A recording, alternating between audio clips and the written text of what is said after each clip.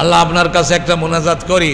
আল্লাহ রাব্বুল আলামিন আমাদের দেশের মাননীয় প্রধানমন্ত্রী আল্লাহ জননেত্রী শেখ হাসিনাকে শেষ বয়স, আল্লাহ তাকে কোরআন এবং সুন্নাতের দিকে আপনি 16 আনা ঝুঁকে যাওয়ার তৌফিক দান করুন।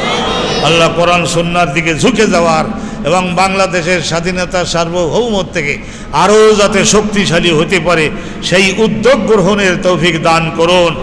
আল্লাহ সকলেই আলহামদুলিল্লাহ মোনাজাত কবুল হয়ে যাচ্ছে, সকলে আমিন বলবেন। আল্লাহ আমাদের সকলকে মরার আগে আল্লাহ স্বপ্নের ঘোরে আপনার নবীর সঙ্গে আমার জিয়ারাত দান করুন। আল্লাহ আল্লাহ হযরতে মুসা নবী, হারুন নবী, ইউসা বিন নুন নবী, আল্লাহ তারা সকলেই আশুরার দিনে আল্লাহ প্রায় 12 লাখ তারা ছিলেন হিজরত করে মিশর থেকে সিনাই মালভূমিতে এই সমস্ত এলাকায় আসছিলেন, ফিলিস্তিনের এই এলাকায়।